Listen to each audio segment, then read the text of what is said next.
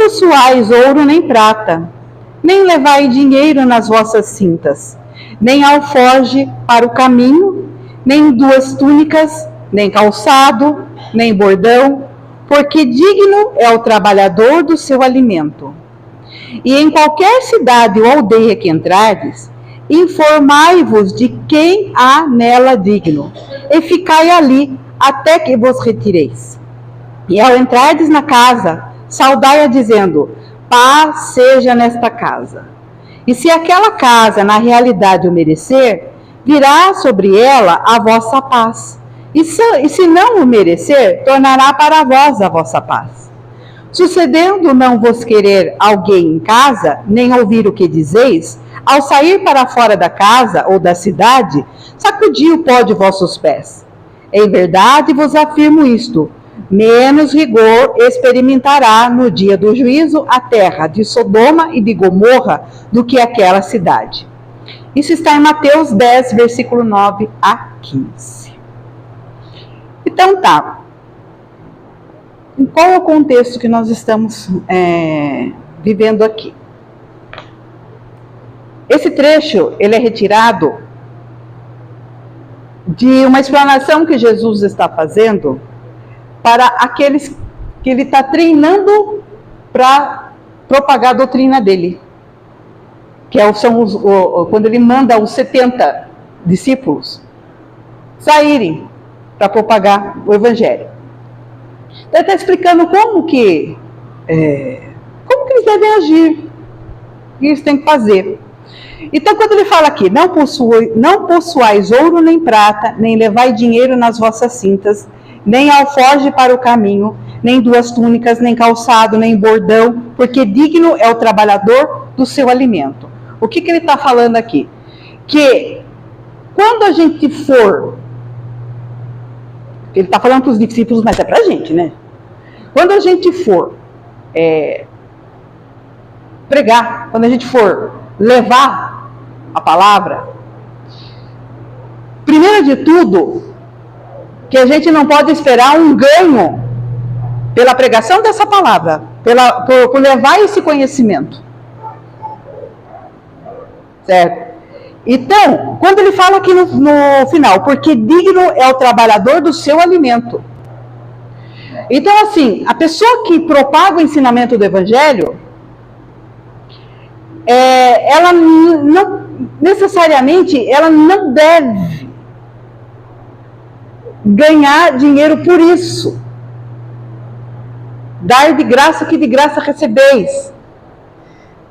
Quando Paulo de Tarso começou as suas caminhadas pelo mundo daquela época, ele não recebia. Ele entrava nas cidades, pregava o evangelho, mas ele não recebia para isso. Ele tinha o trabalho dele, ele era tecelão. Então, o que ele fazia? Ele chegava na cidade, montava lá a barraquinha dele lá, e ele ganhava o dinheiro para se sustentar do trabalho dele de tecelão.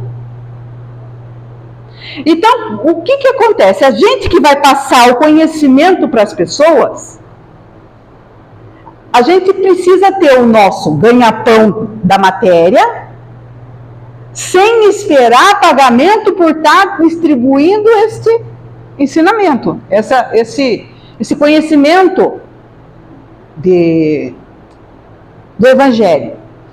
E quando ele fala aqui: não possuais ouro nem prata, nem levai dinheiro nas vossas cintas, nem alforje para o caminho, nem duas túnicas, nem calçado, nem bordão. Naquela época, quando as pessoas saíam em viagem, o que acontecia? Você passava de cidade em cidade, de aldeia em aldeia, e sempre tinha alguém que, quando o viajante batia pedindo pouso, dava. Era comum isso. Não precisava nem estar pregando, não precisava nem ser profeta, porque naquela época era profeta que falava, né? Não precisava nem ser assim. Eles acolhiam o viajor. Mas era naquela época. Dá para fazer isso hoje? Não dá. Então, quando ele fala assim, vai sem provimentos, vai sem preparação, que lá vai ter alguém que vai te ajudar nesse, que vai te dar pouso, tal. É porque era naquela época, era o costume deles daquela época. Hoje, quando a gente vai para outro lugar, a gente tem que ir precavido. A gente precisa, sim, levar um dinheirinho, né, para comer, um dinheirinho para poder dormir em algum lugar, gasolina. Então precisa, não tem, hoje em dia não tem isso. Não tem achando que vai de sacolinha vazia, vai bater a porta e alguém vai abrir simplesmente a porta, dar prato de comida, vai dar pouso. Não vai. Isso não vai acontecer. Então, o que a gente vê por aí? O que os palestrantes fazem? Os palestrantes, eles vão, nós falando da casa espírita, eles vão com o próprio carro, eles usam a própria gasolina, certo? Mas eles vão com o próprio dinheiro. Então, os eventos em si, que estão propagando, levando à frente o ensino de Jesus, em tese, não devem ser cobrados, a não ser os específicos. E aí nós temos seminários, nós temos workshops, que englobam todo uma logística, né? Então aí você vai fazer um evento grande, você tem que alugar salão, você precisa pagar, às vezes você vai ter que pagar funcionário, porque você não tem trabalhador para tudo, você tem que prover alimentação. Então, geralmente, quando você paga um simpósio ou alguma coisa, você já paga a alimentação, está incluso. Então, aquilo que você está pagando, não está pagando o ensinamento que você está indo receber, mas o recebimento teu ali. Mas é diferente, por exemplo, se eu vou numa casa espírita, onde tem médium de cura, ele não pode cobrar. Se esse médium de cura vai de cidade em cidade, ele não pode cobrar pela cura que ele está fazendo.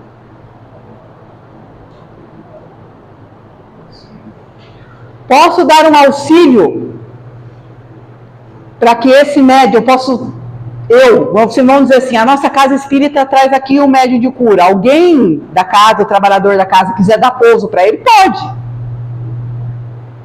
Quiser dar um alicerce para ele, pode. Mas, em tese, ele vai vir com os próprios recursos. A cobrança não deve ser feita. A gente vai levar esse conhecimento do Evangelho com os nossos próprios recursos, com a boa vontade, com a cara e coragem da gente. E aí, aqui na frente, ele continua. Em qualquer cidade ou aldeia que entrardes, informai-vos de quem há nela digno, e ficai ali até que vos retireis. Também está falando dos costumes da época. Como assim, informai-vos de um lugar, de alguém que é digno? Alguém que tenha esse prazer de receber a pessoa e dar pouso para ela.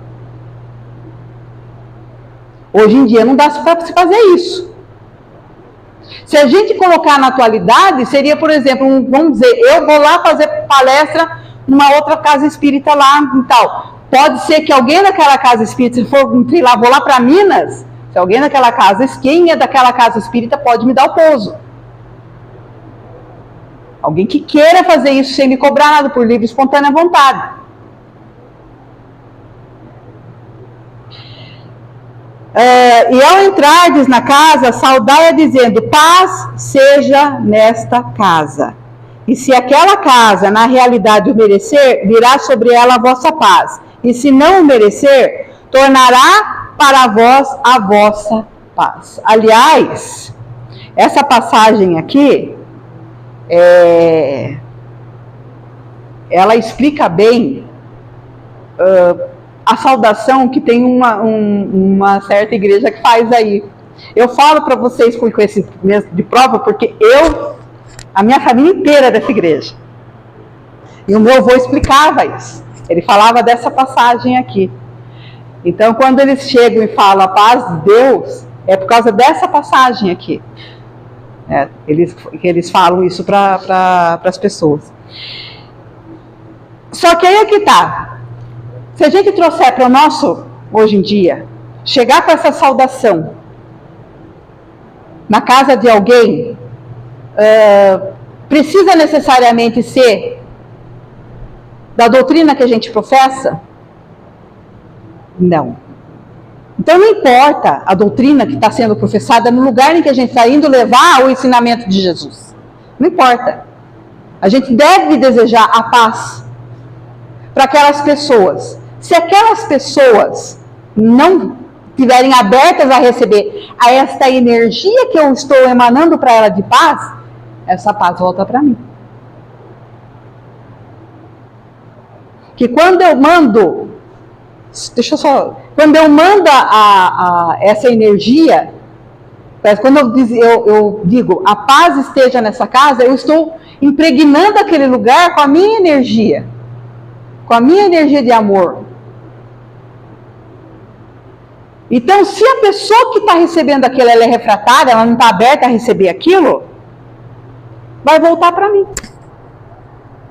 Pode falar, Satana. Nós podemos entender isso como todas as boas ações que nós fizemos para alguém. Também. Não importa se a pessoa não é grata, se a pessoa não aceitou, se ela não entendeu, o maior beneficiado seremos nós. Nós não precisamos deixar de fazer porque alguém não quer. Exatamente. Exatamente. O que o seu tenor está falando aqui. Não importa. Faz o bem, que se a pessoa não receber esse bem da melhor forma possível, vai voltar para a gente. Apenas leva. É melhor quando... É aquela história da ação e reação. A gente manda coisa boa, bate e volta coisa boa pra gente. Mas se a gente manda coisa ruim, bate e volta coisa ruim pra gente também. Então vamos mandar coisa boa, que é pra vir coisa boa. Né? Aí ele continua aqui. E se aquela casa, na realidade, o merecer, virá sobre ela a paz, e não o merecer, tornará para vós a vossa paz. Sucedendo não vos querer alguém em casa, nem ouvir o que dizeis, ao sair para fora da casa ou da cidade, sacudi o pó de vossos pés. Em verdade vos afirmo isto, menos rigor experimentará no dia do juízo a terra de Sodoma e Gomorra do que aquela cidade. Então o que ele está querendo falar aqui? Que se porventura a pessoa em quem a gente está levando o conhecimento de Jesus, ou levando essa energia boa, ela devolver com mal, ela devolver com xingamento, se ela devolver com impropérios, ela não quer. Deixa, a pessoa tem o direito de não querer conhecimento. Ela tem o direito de não querer. Então, uma coisa de assunto, a gente não deve impor nada de conhecimento para as pessoas. A gente leva o conhecimento, a gente dá a cara para bater e fala assim, eu sou espírita. Aí a pessoa vem e pergunta para a gente sobre o espiritismo. Então a gente fala sobre o espiritismo. Eu estou subindo aqui em cima, estou dando a minha cara para bater, como diz o povo. Estou aqui para explanar sobre o espiritismo, sobre o evangelho, sobre a luz do espiritismo. Se vocês querem receber isso, vocês vão receber com carinho, vão raciocinar sobre o que está sendo dito aqui, vão discernir se vale a pena ou não vale a pena o que eu estou falando. Se vale a pena, vocês seguram para vocês, se não vale a pena, vocês esquecem. Agora, tem gente que não recebe bem. Se ela não recebe bem, não cabe a nós,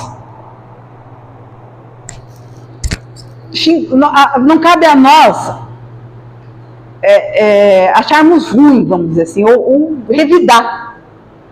Quando ele fala sacudir o pó de vossos pés, é para largar a mão, vai embora. Porque aquela pessoa naquele momento, ela não está preparada para aquilo. Ela não está preparada para ouvir aquilo. Ela ainda não está pronta. Para que existem vários tipos de doutrinas? Qual que é o objetivo de várias doutrinas? Porque cada ser aqui no nosso planeta está num patamar evolutivo, um patamar de entendimento. Ninguém é melhor do que ninguém. Então, quem se identifica com o catolicismo é porque ele está naquele patamar. É aquilo que ele entende, aquilo que é bom para ele. Quem se identifica com uma doutrina evangélica é porque ela está naquele patamar, é ali que é o lugar dela, é aquilo que ela sente, é aquilo que toca ela. O importante é que aquela doutrina faça ela ser uma pessoa de bem. Se aquela doutrina que ela está professando, que ela está se instruindo naquela doutrina, está fazendo com que ela melhore, então está ótimo. É ali que ela deve ficar. Ai, Débora, mas a gente está arrancando todo o dinheiro dela. Mas se ela está, tudo bem, é errado? Mas se ela está se tornando uma pessoa melhor, então para ela, aquilo ali é o melhor. Se ela está aberta para ouvir o nosso ponto de vista, beleza, vamos passar o nosso ponto de vista para ela. Agora, se ela não está aberta, deixa. Ela não está preparada ainda. Ou se a gente for falar para alguém que está cometendo um erro, porque tem muito disso também, gente. Não está falando. Existem pessoas que a gente está vendo que está fazendo besteira da vida. Aí a gente está tentando ajudar essa pessoa. A gente chama ela aqui para conversar e fala assim: filho de Deus, olha o que tu está fazendo da tua vida. Rapaz, se tu continuar fazendo isso aí, cara, tu tá lascado na próxima encarnação. Aí ele vai falar assim: por que você fica falando de encarnação? Da onde que você tirou esse negócio de encarnação aí? Você tá pensando de onde? Que eu vou viver outra vida? Nada, só vou viver essa. Eu tenho mais é que curtir a vida aqui. Aí você fala: mas filho de Deus, você está achando que não existe reencarnação, mas tem. Você vai reencarnar. Você acreditando ou não acreditando, você vai reencarnar. Mas a pessoa teima, e a pessoa fica brava, e a pessoa xinga e fala: não quero saber desse negócio de espiritismo aí. Ela xinga, faz pro pé, vai lá, você lá falar com os espíritos, deixa eu quieto aqui. Ela está refratária. Ela, o que ela fez? Ela negou. O que a gente faz? Pega para Deus.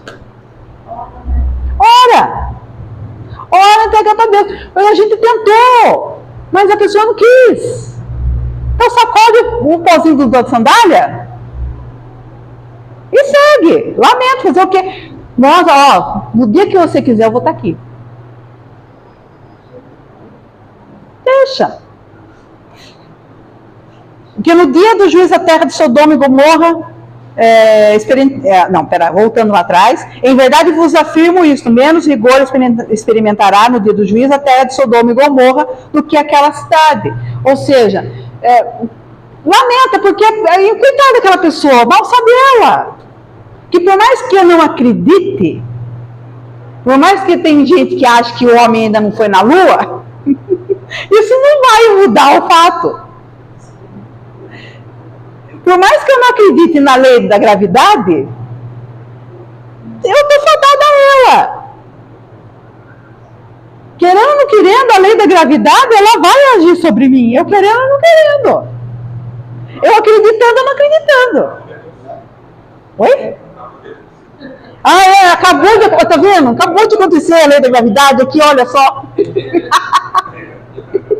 Ai, gente do céu. E aí, nós temos aqui Kardec explicando essas passagens aqui, que eu creio que até que vai ser um pouquinho diferente do que eu Estou explanando para vocês aqui.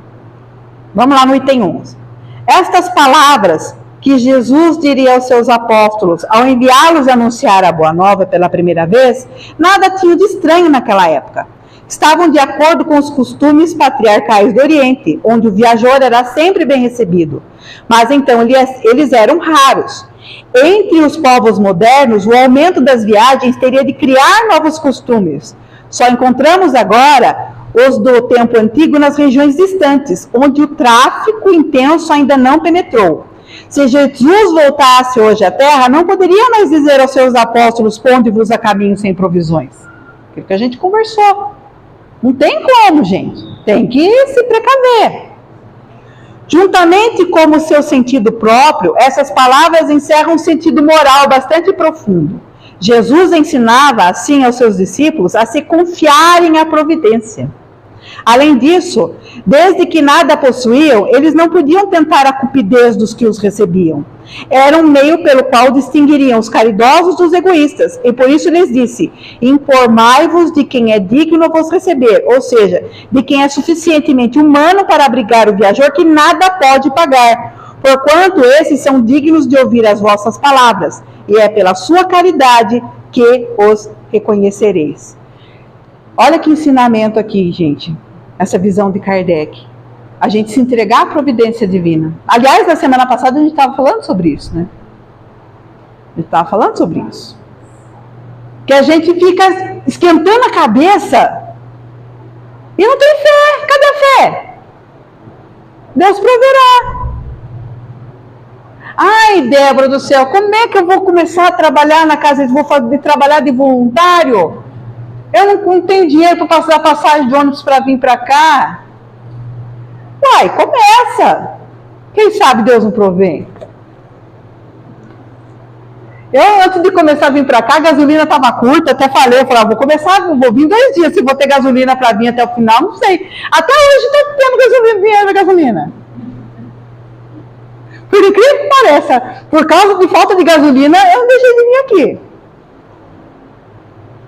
Tá aí, Deus provendo. Não sei como que tá esticando o dinheiro lá, porque a gasolina só vai subindo, né? Deu uma parada agora. Então ele provém. Precisa ter fé, a gente precisa ter mais confiança de que Deus vai prover as coisas.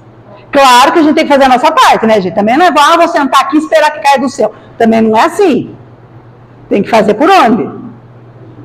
Certo?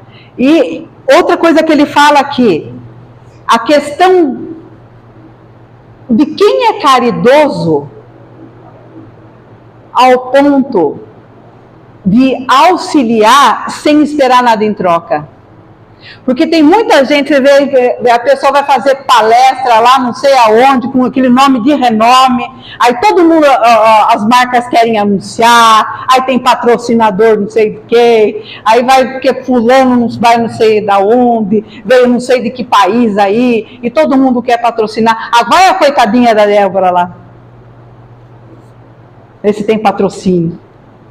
Se tem alguém para pagar a passagem de ônibus, se tem alguém para pagar... Tal. Então também tem tudo isso, sabe? Você vai levar o conhecimento, quem que está disposto a auxiliar as pessoas a levar esse conhecimento? Quem que está disposto? Quem que está disposto a ajudar a divulgar a doutrina? Olha só, a gente está fazendo esse trabalho de divulgação aqui. Está contando esses vídeos aí. Quem que está disposto a ir lá, pegar o link e compartilhar nas redes sociais? Eu. Ah, que beleza! Então, vamos lá, vamos compartilhar. Quem que está disposto? Quem que está sem ganhar nada? Porque se atingir o número lá de seguidores, quem vai ganhar é a casa. A gente não vai ganhar dinheiro. É essa casa aqui que vai ganhar o dinheiro. E quem que está disposto? Vai demorar muito.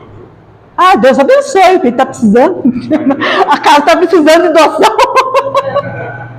Deus abençoe. Quero falar com você, viu? Oi. Fora que agora, quando a casa está exposto cada vez mais, tem casa que vai chamar palestrantes daqui. Ai, Senhor do céu. Não começa. Ó, seu tenor tá aí, ó. Seu tenor vai.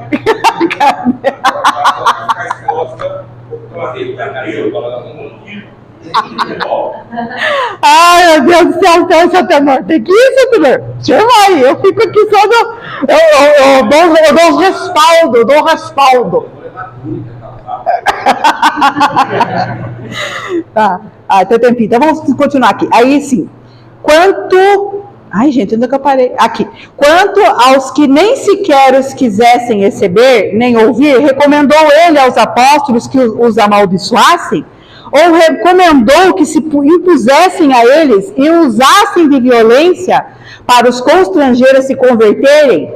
Não, mas que se retirassem pura e simplesmente à procura de gente de boa vontade. Aí é outro ponto, gente. O que a gente vê aí?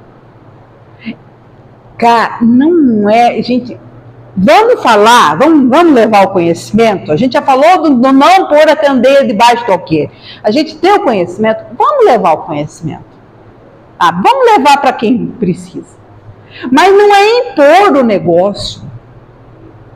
Não é tentar, não, porque você tem que acreditar na reencarnação. Porque senão você está lascado. Você tem que acreditar na multiplicidade dos mundos. Tem que acreditar na comunicabilidade dos espíritos. Não tem que nada, gente. Não é impor, a gente não pode obrigar a pessoa. Nem obrigar a pessoa a ouvir. Senta aqui porque agora você vai ouvir. Evangelho no lar. Todo mundo sabe o que é evangelho no lar? Evangelho no lar. A gente faz o evangelho no lar, a casa lá, bonitinho, a gente tira um dia na semana, uma horinha na semana, para pegar um trecho do evangelho para estudar. Aí tem, na nossa casa, quando todo mundo é espírita, beleza, todo mundo senta, né? Bonitinho. Só que não. Todo mundo senta, bonitinho. Mas nem todo mundo é espírita na casa da gente, ou nem todo mundo quer. Aí o que eu vou fazer? Senta aí, moleque, porque você vai participar. Não. Criança a gente, né? A gente põe a criança ali, mas se a criança, ela vai sentar ali, mas se querer obrigar a criança a ficar sentada e prestar atenção, ela não fica quieta. Senta aí, você vai ter que prestar atenção. A criança, 8 anos. Fica quieto. Adolescente. Fica lá emburrado. Aí você fala, aí eu vou até colocar o rapaz e mãe aqui, até marca aqui. Deixa eu vou abrir aleatoriamente. O rapaz e mãe. Aleatoriamente, vírgula, né? Eu já deixei até o dedo aqui para. Aí fala para ele, não pode obrigar. Sabe? A gente vai conversando, vai falando, vai pedindo. Mas não quer.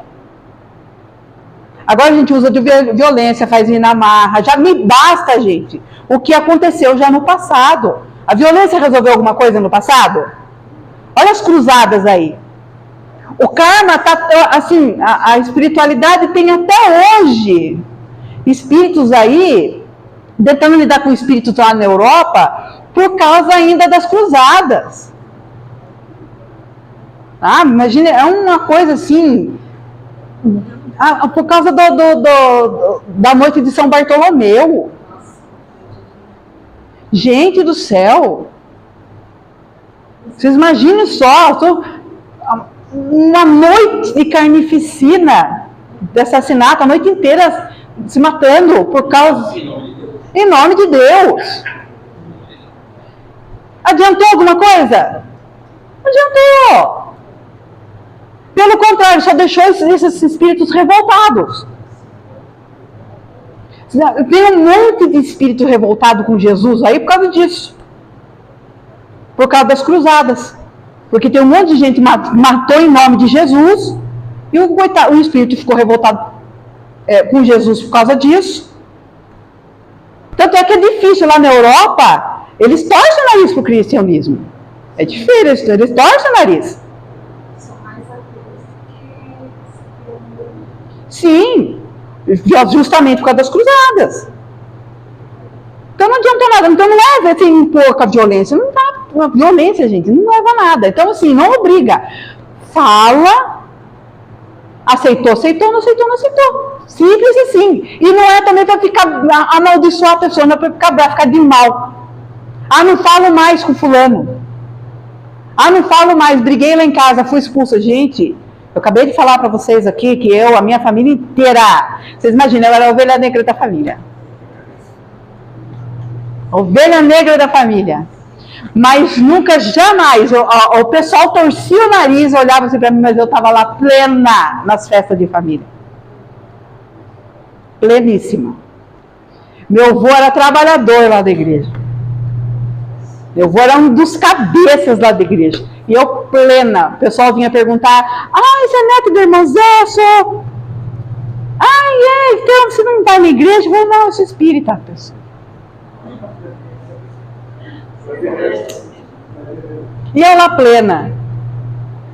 Não briguei com ninguém, não fiz mal com ninguém. Minha família não expulsou de casa. Tem alguns que são, tá? A gente sabe, eu tô brincando aqui, a gente sabe que tem brigas feias, tal. Mas não deve partir da gente. Não deve partir da gente. Vamos dar o exemplo. E encerrando aqui, assim diz hoje o Espiritismo aos seus adeptos: não violenteis nenhuma consciência, não forceis ninguém a deixar a sua crença para adotar a vossa, não lanceis o anátema sobre os que não pensam como vós. Gente, não existe isso, viu? Largue daí, vem aqui. Não. Deixa a pessoa. Se a pessoa está bem lá no evangélico, deixa ela lá. Se a pessoa está bem lá no catolicismo, deixa ela lá. Se a pessoa está bem na Umbanda, deixa ela lá. É o lugar que ela está bom para ela agora, nesse momento. Se ela está bem lá e ela está prosperando lá, é lá que ela deve ficar. Se eu tiver a oportunidade de falar para ela sobre as ideias da minha doutrina, ótimo. Mesmo porque Kardec fez essa pergunta no Livro dos Espíritos. Ele fez essa pergunta. Se o Espiritismo seria o futuro, seria a religião do futuro. A resposta é que o Espiritismo seria o futuro. As ideias espíritas seriam o futuro das religiões. As ideias espíritas seriam comuns nas outras religiões. Então, as outras doutrinas, um dia, elas vão acatar a reencarnação, elas vão acatar a multiplicidade das existências, a comunicabilidade entre os espíritos, a multiplicidade dos mundos. Eles vão acatar isso porque é natural, é da lei natural. Mas isso não quer dizer que o mundo inteiro vai virar espírita. Não. No livro O que é o Espiritismo, Kardec fala que se todos os livros, toda a codificação espírita fosse queimada, porque naquela época deu aquele problema de queimar os livros lá, né? Lá na Espanha, lá queimaram os livros. Ele falou que se tudo fosse queimado, não adiantaria calar os espíritos, porque ia voltar de novo. Com outro nome, mas voltava. Depende. É lei natural. Então, não adianta dizer que eu vou forçar a pessoa a crer. Não. Vai chegar uma hora que a própria ciência vai provar isso daí. E quando assim, já tá aí, que a gente vê os estudos das EQMs avançadíssimos, mostrando sobre a reencarnação. Já está sendo estudado em universidade.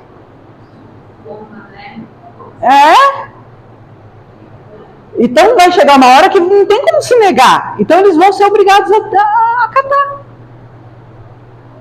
Lembrai-vos das palavras de Cristo. Antigamente o céu era tomado por violência, mas hoje o será pela caridade e a doçura. É o amor, gente. É a caridade. Como que a gente vai poder cativar a simpatia das pessoas? Sendo bom, sendo caridoso, ajudando. Não é ajudando, o espírita só ajuda o espírita, não. O espírita ajuda o próximo, não importa quem ele seja. A gente não pergunta, quando as pessoas vêm aqui batendo atrás de cesta, a gente não pergunta para elas de que religião elas são. A gente não pergunta para elas de onde elas são. A gente não pergunta nada disso. A gente não pergunta o gênero dela, a gente não pergunta a raça dela, a gente não pergunta os ideais dela. A gente simplesmente acolhe. O espírita ele tem que acolher, levar o amor, propagar o amor, não importa quem seja. Mesmo que seja um perseguidor, mesmo que seja uma pessoa que fica lá falando mal da gente, que está lá pregando na igreja dele, falando que o espírito é cultuador do demônio. Mas se o cultuador, aquele que está falando que a gente é cultuador do demônio, estiver precisando, a gente vai lá e vai ajudar. A gente vai amparar. A gente vai fazer de tudo. Vamos tratar bem, acolher. Porque é só isso, gente. É o amor é que vai propagar os ensinamentos de Jesus. A força não adianta nada. Tá bom, gente? Então era isso. Vocês desculpem.